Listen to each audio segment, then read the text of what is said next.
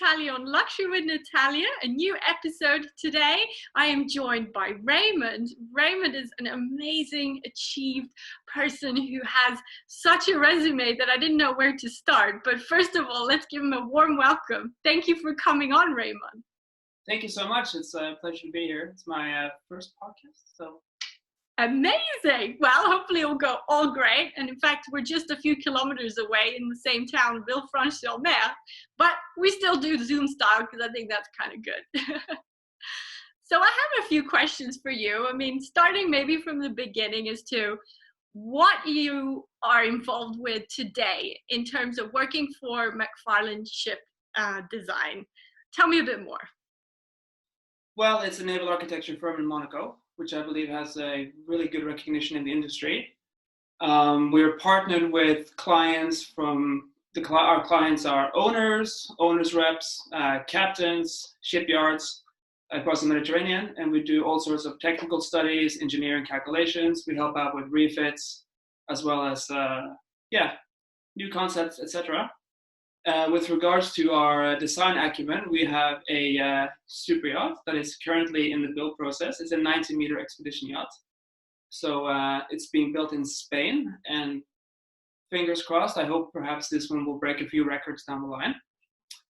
We also have a expedition cruise ship that just got built in Croatia. And we have another cruise ship that is currently being built in Finland, which is a 113-meter expedition cruise ship. And we have another 50-meter expedition design in the pipeline. We do some owner supervision. We have a 60-meter in Italy that we've been seeing for almost 2 years now. So we've been supervising the build, making sure everything's okay, making sure that the owner is happy on his side, etc. That's wonderful. Sounds really impressive. And I think you've touched on something interesting there, the expedition yachts. That's sort of the new thing now. It's the trend. Or is it a trend? That's the big question. What is it that makes an expedition yacht the sought after vessel nowadays? Well, the clients are getting younger. That's one thing. And if you look at social media, for example, people are sort of saturated with the regular places that yachts tend to visit. I believe that the ultimate luxury is being able to enjoy exactly what you would like to enjoy, exactly where in the world you would like to enjoy it, and in a fashion that you would like to enjoy it in. So, for example, I don't know if you've heard of the Maslow's pyramid. No, tell me more. It's basically like it's a psychological thing. So it's basically a pyramid, and on the bottom level you have like the basic human needs, like to eat, to have sleep, etc. Once you have these things covered, then you can start to focus on the next level, which is perhaps, to have some sort of steady income, to have a couple of friends, etc., etc. And as you move up the pyramid, the very top is self-actualization and basically following one's dreams. And I believe that to be able to sort of operate and live your life in the top edge of the top pinnacle of the pyramid is the absolute luxury. And me as a young person, I would say, still a young person, what I would like to do if I had a super yacht would be to traverse all the world's oceans. I mean, I grew up by the sea. I've mostly lived by the sea, except for when I was in the military or when I was living in Milan. But I was like a young kiddo, taking out 5-meter boats, deep into the ocean, fishing, and waves were coming in that were almost as big as the boats. And so for me, this conventional old trend of having a super yacht that is basically kind of landlocked, if you will, or sea locked to the tame Mediterranean, is not the optimal way of enjoying such a luxurious product. So if you have an expedition yacht and you can go anywhere in the world, you can basically plow the ice in the Arctic, you can go all the way to Antarctica, as far as that is possible, going to Alaska, as well as, of course, heading into Monaco if you want to have a nice view of the Grand Prix. So. Absolutely. And in fact, I've been interviewing a couple of luxury experiential travel agencies, and they all agree that this is the ultimate luxury nowadays, is to go away and actually enjoy the the impossible, or let's say the things that one wasn't allowed to do before or be able to, but now with the technology and the vastness of the exploration yachts, it's possible. In fact, there was the Explore Yacht Summit a couple of years back that talked about all that you could do with exploration yachts, and it's become very much on the agenda now. So that's excellent. Well done, you guys. And I know 2019 you also were awarded by Boat International for an award. Tell me a bit more about that. Well, it wasn't me. It's the old company that I worked for in Sydney, Australia. Well, that was my first job out of uni, and we were working on White Rabbit, which is the largest trimaran superyacht in the world, as well as the largest superyacht built in Australia, 84 meters. And yeah, we did the naval architecture, all the 3D modeling of the structure, analysis, all the naval architecture parts. And the yacht itself is kind of challenging some norms in the industry, and it's extremely beautiful. I like it a lot. And we were awarded by Boat International to be the best naval architecture for displacement motor yachts. That is wonderful. So you said there before you were young, and how does it feel then to have all these accolades and achievements already? And also you're on the board of Young Professionals of in Yachting Monaco, of which I was also board member a couple of years back. So what is it like to be where you are right now? And what advice would you give people who are aspiring to be what you are? Well, I would say that life can be a unpredictable adventure if you just allow yourself to grab opportunities by the hand and let life whisk you away to far-flung destinations, like way outside your comfort zone, and just learn how to be uncomfortable. And that's what I've done since I came about, I would say. I was reading little stories of Bilbo Baggins traversing Middle-earth, and I was like, yeah, I want to travel the world. And as soon as I was an adult, I applied to and joined the Norwegian Army.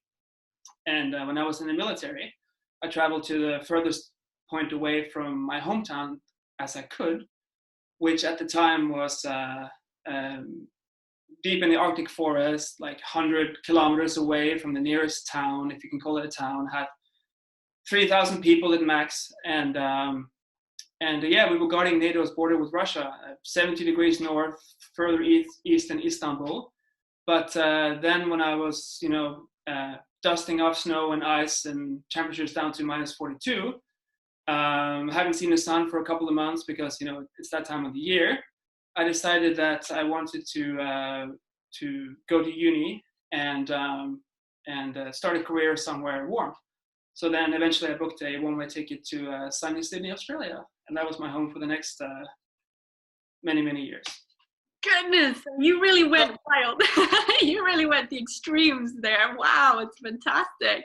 And like you said, going in against what is your comfort zone, I think more and more the millennials and the Generation Zs are of that spirit, and that's what really ticks the boxes for them, and which makes them the people that they are in the long run, and being more conscious about the opportunities and not really caring maybe so much about what will happen, but just do it and see what happens, right? Yeah. Fantastic. And so tell me a bit more about your current situation. I mean, you're involved in a lot of speaker opportunities as well. You did a wonderful talk there at the YPY Monaco Yacht Club event a couple of weeks back, or months back actually, pre-confinement now. Feels like yesterday. Yeah. So what are you involved with at the moment, and who approaches you to do talks?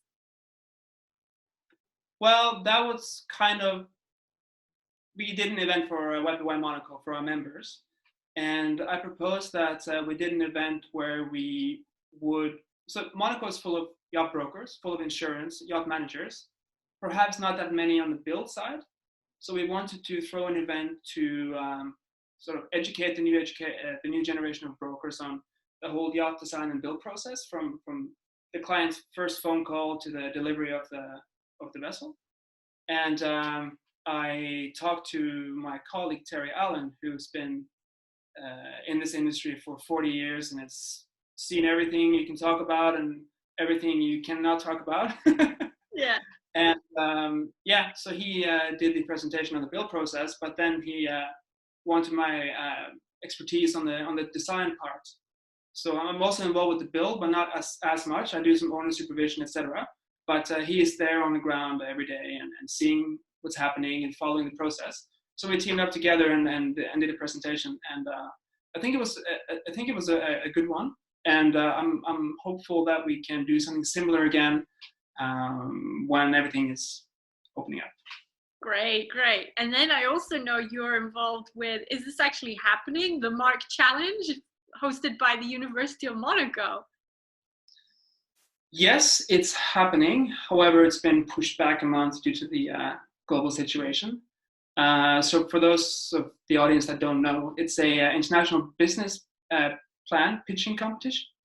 So you have, I think in this particular edition, you have representatives for over 100 universities across the globe competing to pitch a premium or luxury idea.